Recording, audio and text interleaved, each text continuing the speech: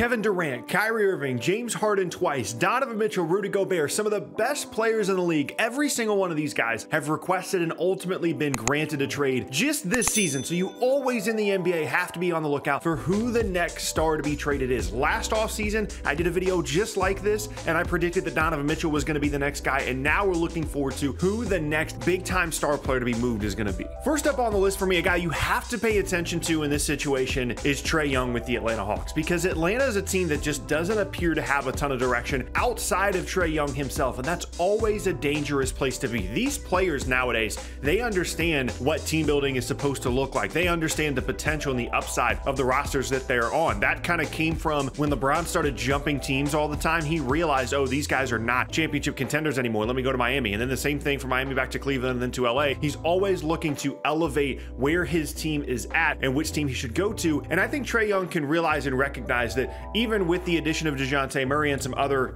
talented young players on the roster, they're not on a championship level. And some of that has to do with some of Young's flaws himself, but it's always going to fall on the other players on the roster whenever you have an all-NBA caliber player like Trey Young, especially a young player. And I would not be surprised if he is the next guy to stand up and say, hey, I don't want to be here. I want to be somewhere else. I want to be in a bigger market. I want to be on a more noteworthy team. And I want to have better teammates around me, because the thing about Atlanta is, yes, they have younger players. They have some assets they can try and move, but because of the Murray trade and what has generally been a failed trade in terms of elevating the ceiling of that team, they don't have as many assets as they did last year, the year before, when they looked like this young, promising, up-and-coming team, and they look a little bit stuck. I think part of the reason they made the Murray trade is to try and get unstuck a little bit, but I would not be surprised at all, given some of the rumors that we've heard about Trey Young, given some of his frustrations in his time there in Atlanta, if he did look to go somewhere else. I do think there's a lot of teams that would like to add him to their roster despite the size and defensive concerns, because anytime you have an all-NBA caliber offensive player, that guy's going to be in high demand. And Trey Young requesting a trade despite the fact that he just signed a supermax, that stuff doesn't matter anymore. Contracts don't matter anymore. If Kevin Durant can get traded when he's already on a 4-year max, then Trey Young certainly can as well.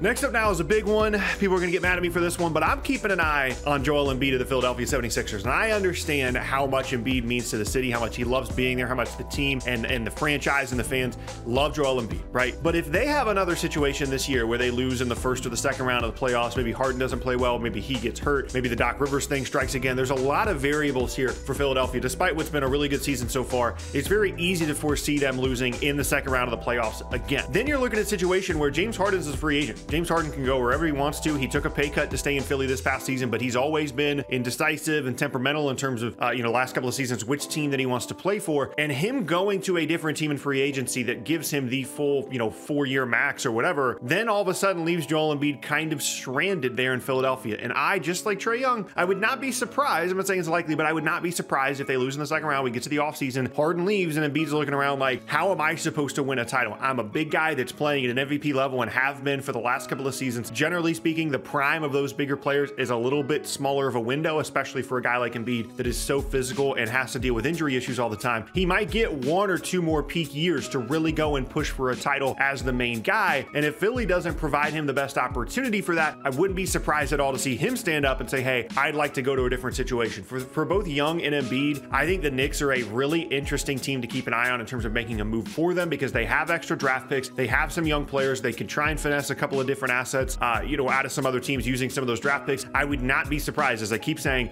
if Embiid, Trey Young, one of those guys ends up being a New York Knick within the next year or two. And the trade request thing is just, it's never far from my mind when it comes to stars that have not won a title and have not experienced significant postseason success in a long time, despite incredible success individually. Next up is a little bit of a weird one though. How about karl-Anthony Towns? We know that Minnesota has been willing to trade a lot of different pieces. Obviously, they traded a lot of their pieces in exchange for Rudy Gobert.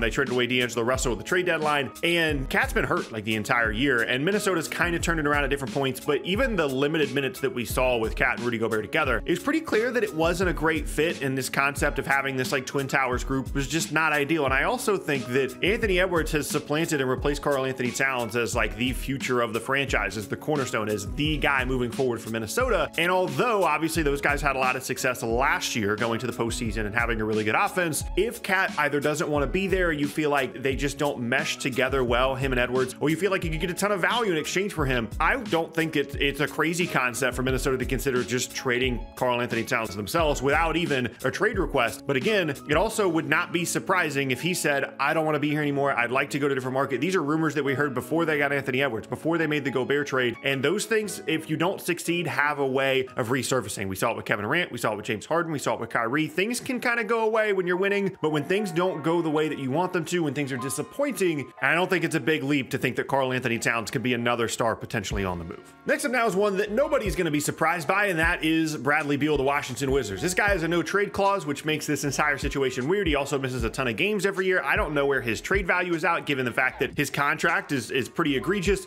but Washington should have traded this guy like 3 years ago. And then again, anytime there's stuff like that under the surface, they have a tendency to kind of rise to the top of the situation and you know, become a big rumor once again. Another one certainly to keep an eye on would be Zach LaVine. I was kind of surprised he wasn't moved at this most recent deadline, given the direction of the Bulls franchise. I really think that they should have traded either him or DeRozan or Vucevic or somebody at the deadline just to shake up the team. But certainly the guy that has the most trade value, should they go in kind of a rebuild sort of direction, would be Zach LaVine. I think there are a ton of teams around the league that would love to add that level of perimeter creation and athleticism to their team, and I think they could get a significant amount of value, and I wouldn't be surprised again if he just decided, hey, this isn't the place that I want to be.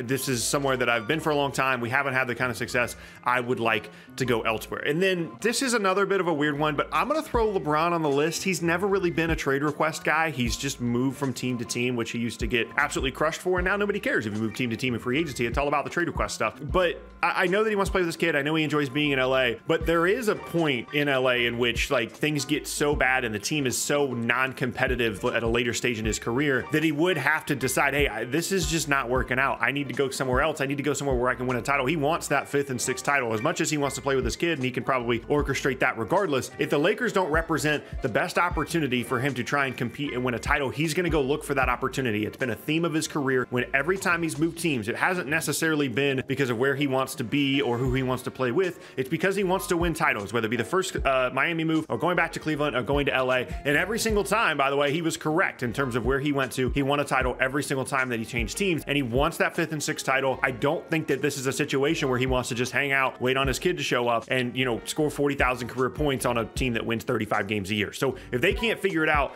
I would also throw Anthony Davis on here. Those are some guys to keep an eye on there. And then last up on the list, how about Luka? I know we've talked about this a lot lately with the Kyrie Irving thing. This would be way down the road. This would be, you know, maybe 2 years from now, 3 years from now at the earliest. But Luka as a potential trade request guy is incredibly interesting, because typically these international guys, like, they don't request trades. They don't really seem unhappy. Like Jokic, Giannis, granted, those guys have had a ton of success, more so than Luka has, at least from a team perspective in the regular season, although of course Luka did make the conference finals. But if the Kyrie thing gets weird and the roster continues to fall apart around him, he has the least amount of support out of any of those guys I just mentioned, Jokic and Giannis. And at a certain point, that's just gonna wear on you. You're gonna feel like you're kind of out there by yourself. And when you're as good as Luka is at such a young age and you're not having the kind of success you're hoping to have, a trade request cannot really be dismissed completely out of hand. And the last thing I would leave you with in this video is, I'm sure there are people that are watching this thinking, oh, this isn't gonna happen. That guy's not gonna request a trade. That guy's not gonna request a trade. That would be crazy. He's got this much left on his contract. He's got this and that. It always happens. It has happened for years. Every single time we think, oh, things are pretty quiet on the star trade front, then Kyrie requests a trade.